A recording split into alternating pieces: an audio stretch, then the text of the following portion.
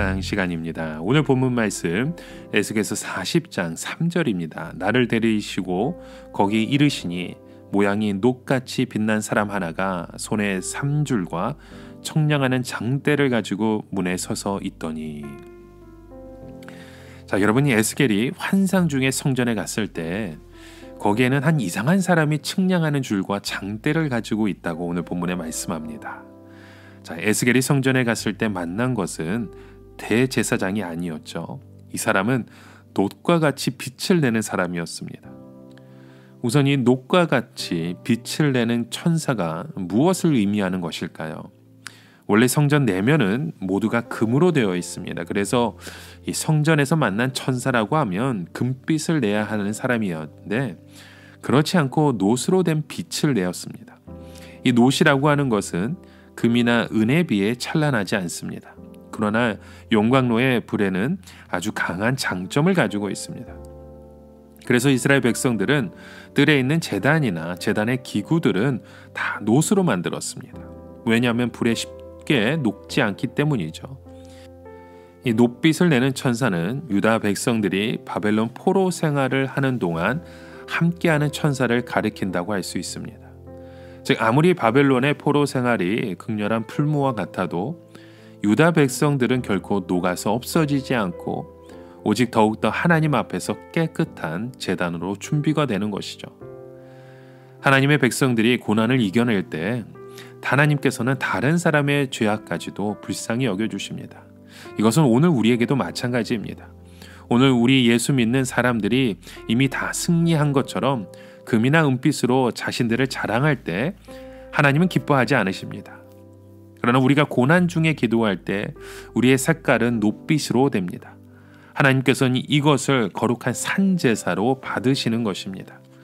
우리가 세상의 쾌락이나 즐거움을 참고 하나님 앞에 나와서 말씀을 듣고 기도할 때 우리의 색깔은 놋빛으로 변합니다. 왜냐하면 세상의 즐거움을 포기하고 참는 바람에 얼굴이 노랗게 되어가는 것이죠.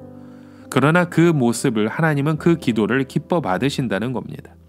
그리고 하나님은 지금 바벨론 포로 생활에 실컷 고생하고 있는 유다 백성들의 비전을 다른 것으로 보여주지 않고 이 성전으로만 보여주셨습니다.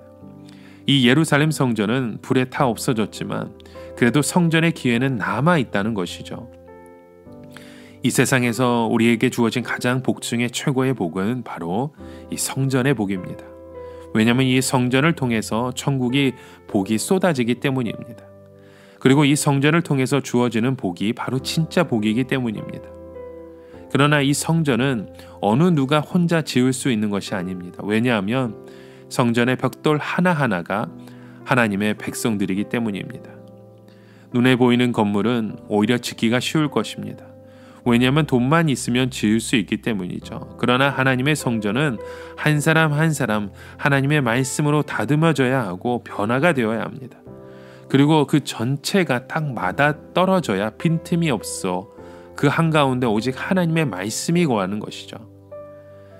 이렇게 하기 위해서는 모세는 이스라엘 백성들을 광야에 붙들어 놓고 무려 40년 동안 하나님의 말씀을 끊임없이 퍼붓다시피 했습니다.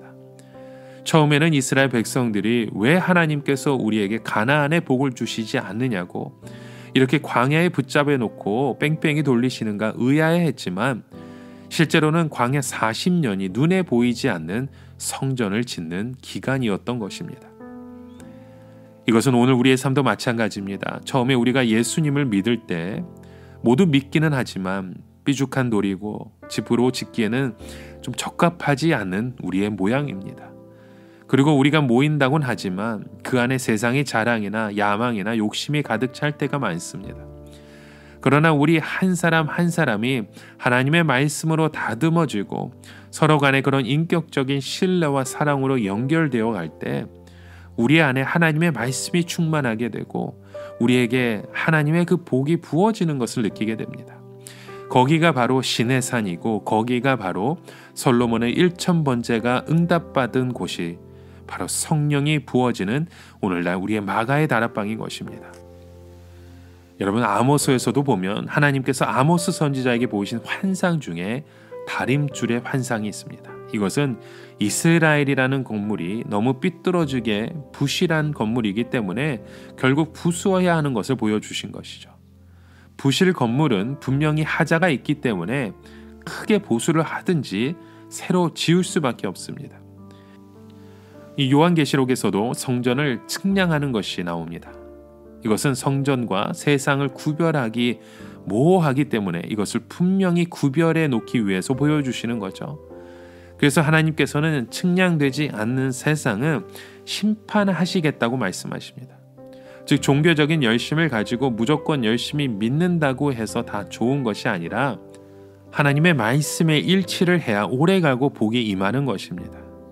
그런데 에스겔서에 나오는 측량은 빈 들판에서 새로 성전을 세우기 위해서 측량하는 것도 아니고, 그렇다고 해서 잘못 지어진 건물을 설계도와 확인해서 부수기 위해서 측량하는 것도 아니었습니다. 이 측량은 빈 성전을 측량하는 것이었습니다. 이것은 하나님께서 이 빈 성전을 인정하시고 앞으로 이 하나하나에 대하여 하나님의 놀라운 은혜와 축복으로 채우기 위해서 측량하시는 것입니다. 여러분, 우리 하나님의 그 말씀을 받드는 자, 하나님의 말씀대로 살아가는 자는 그 말씀이 여러 가지 기능을 한다는 것을 깨닫습니다. 하나는 세상과 구별하기 위한 측량입니다. 우리가 가지고 있는 많은 복들은 하나님의 복과 세상의 복이 섞여 있는 상태입니다. 이때 우리가 해야 할 것은 정확하게 이 말씀으로 재어서 세상의 복과 하나님의 복을 구별하는 것입니다. 이것이 바로 계시록에 나오는 측량인 것입니다. 아브라함이 연합권을 보시고 승리해서 돌아왔을 때 또 소돔 왕은 아브라함에게 소돔의 재물을 다 줄 테니까 자기와 동맹을 맺자고 했습니다. 그러나 아브라함은 그 모든 것들을 다 거절하고 말았죠. 오직 하나님의 복으로만 채우겠다는 것입니다. 야곱만큼 하나님의 복과 세상의 복이 뒤섞인 사람도 없습니다. 그러나 그가 야뽕강가에서 천사와 씨름에서 환도뼈가 꺾이고 난 후에는 진짜 하나님의 복을 받는 이스라엘이 되었던 것입니다. 여러분, 우리가 하나님의 말씀으로 하나님의 것이 아닌 것을 부술 수 있어야 합니다. 우리가 미리 말씀을 깨닫고 부수는 것이 하나님의 손에 의해서 부수어지는 것보다 훨씬 나은 것입니다. 그 이유는 하나님이 치시는 때에는 너무나도 큰 고통이 있기 때문입니다. 여러분, 오늘도 우리가 하나님의 말씀 속에서 하나님의 말씀으로 채워질 수 있는 그 믿음의 고백들이 세워지고 채워지길 주님의 이름으로 간절히 축원합니다. 함께 기도합니다. 하나님 아버지, 오늘 주님께서 주시는 그 말씀, 또 하나님께서 측량하시는 그 방법들을 우리의 삶 가운데 적용하기 원합니다. 이제는 하나님의 말씀 앞에 아름다운 것을 고백하고 아름다운 믿음의 잔을 세워갈 수 있는 주의 복된 걸음 되게 하여 주시옵소서. 예수님의 이름으로 기도드립니다. 아멘.